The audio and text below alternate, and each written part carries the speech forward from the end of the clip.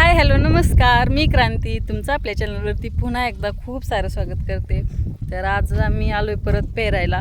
तर आज आहे पेरणीचा तिसरा दिवस आणि आता इथे बघा आत्ताच आलो आहे, 11 वाजलेत. लवकर आल्यावर पण पेरता येत नाही, म्हणजे खूप चिखल लागतो पेरणी यंत्राला, म्हणून मग थोडंसं उशिरा आलो आहे. आणि आता हे पेरलं आहे, आत्ता आल्यानंतर आता तिकडचं पेरायला जायचं आहे. आंब्याच्या बाजूला आहे ते. आणि पुढे आता कंटिन्यू करा. आज काय काय पेरणार आहोत हे सगळं सांगते. आत्ता इथं आल्यानंतर सोयाबीन पेरले, इथं बाजूला पण सोयाबीनच पेरायचे. आता वरती काय पेरणार आहे ते पुढे सांगते तुम्हाला. त्यासाठी व्हिडिओ शेवटपर्यंत बघा. आपले व्हिडिओ तुम्हाला आवडत असतील तर तुम्ही लाईक करा, कसे वाटतात ते कमेंट करून सांगा.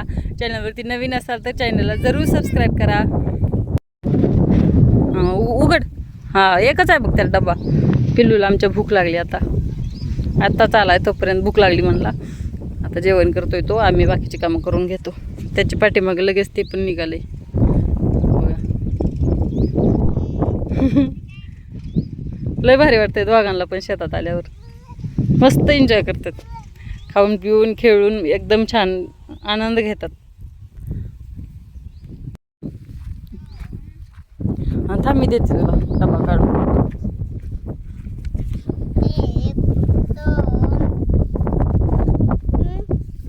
याच्यात बॉटल आहे बघ तुमची पाण्याची, हे घे पिल्या. बस खाली खाली बसून जेव. आदू पण तुझ्यासोबत जेवतोय मग. हो नी 10 मिनिटात हे पेरून घेतले. आता हे फक्त 8 तास राहिले. आणि तुम्हाला सांगू का, आतापर्यंत आमचं किती पेरायचं झालंय, 10-15 एकर झालं असेल. अजून 7-8 एकर आहे.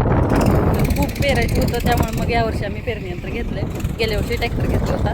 तर घरी पेरणी यंत्र घेतल्याचा हाच फायदा आहे, कारण कोणाच्या मागे लागायची गरज नाही. वाटलं की लगेच ट्रॅक्टरला जोडा आणि घेऊन या शेतात आणि करा पेरणी. आपली कामं आपल्या वेळेनुसार होतात आणि वेळेवर होतात, हे महत्त्वाचं. तर सगळं वेळेवर झालेलं आहे, फक्त पावसानं थोडा लेट केला त्यामुळं उशीर झाला आहे थोडा. पण जगाबरोबर पेरणी आहे. आता आम्ही आंब्यातील पेरणी करायला चाललो आहे. म्हणजे आंब्याच्या बाजूला थोडंसं मोकळं शेत आहे, तिथं पेरणार आहोत. आंब्यात पेरणी करायची नाही यावर्षी, तसंच ठेवायचं आहे. का तर आंबे ला म्हणजे फवारणी वगैरे करता येत नाही आंबे असल्यामुळं, झाडं असल्यामुळं, म्हणून तिथं पेरायचं नाही. साईडला आहे थोडं, तेच पेरायचं आहे. आणि वेदला म्हणलं तिथं बसून जेवण कर, तर तो तिथे नको म्हटला, म्हणून मग म्हणलं चला आमच्यासोबतच आले त्याला घेऊन. आणि इथे बघा चालू केली इथे पेरणी.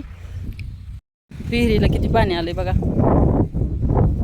लवणाला पाणी आलं की लगेच पाणी येतं, इथे भरते विहीर लगेच. आता पाणी व्हायचं थोडं बंद झालंय, त्यामुळं थोडी खाली गेली, नाही तर एकदम गच्च भरते विहीर, भरून वाहते पूर्ण.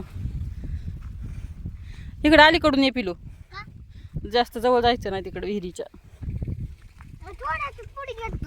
थोडं पण नाही जायचं. तुला पोहायला येते का? किती घाबरतोस.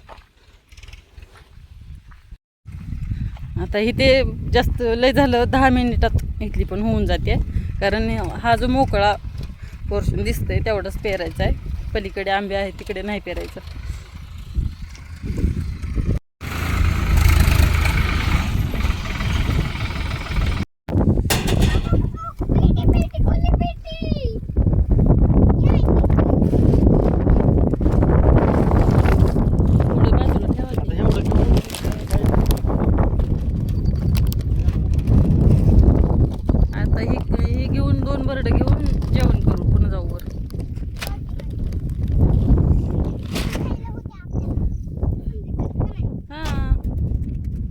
तुरीला आवडते ते का बाळा, शेंगा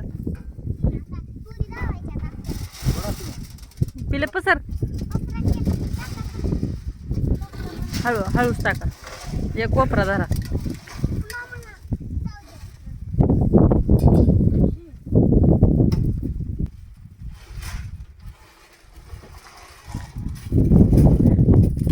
आदू हाय हाय हाय कर. आदूला म्हणलं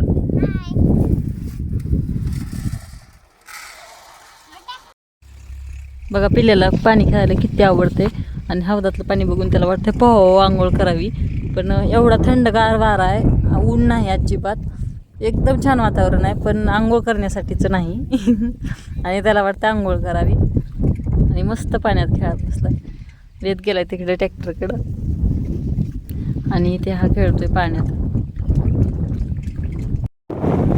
आता इथलं सगळं पेरायचं झालंय शेत बसलं बाबा, फिरून आले तर राहिलेलं खातबी घ्यायचंय आणि वरच्या शेतात जायचं पेरायला. आता तिथे काय काय पेरायचंय ते सांगते.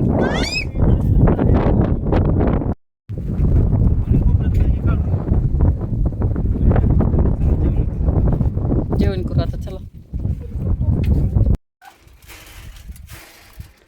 पिशवी टाकतो अगोदर का घरचं? पिशवी कुठं ठेवली हो? पिशवी त्यात आहे त्या काय? मग पण पट्ट करायच्यात वाटतं की. पण मध्ये कडच्या ह्याच्यातलं सोयाबीन काढायचं नाही. हां. आता निम्म पेरूस तर चालायचं सोयाबीन. फक्त दे 2. काय देऊ? उलट लावायला वाटतं, उलट लावायला. तिकडं पलीकडं, हां असं आहे.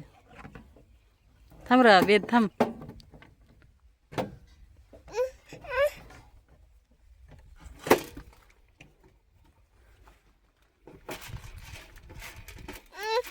काय उभं राहायचंय? बरं. हळूहळू एवढंच लावायचं. पिल्या पुढं सरक थोडं, पुढं सरक थोडं, मला हे आणायचंय बी. पिल्याचं दुसऱ्यांदा जेवण चाललंय. हे छोटूसं बाळ झोपलंय आमचं.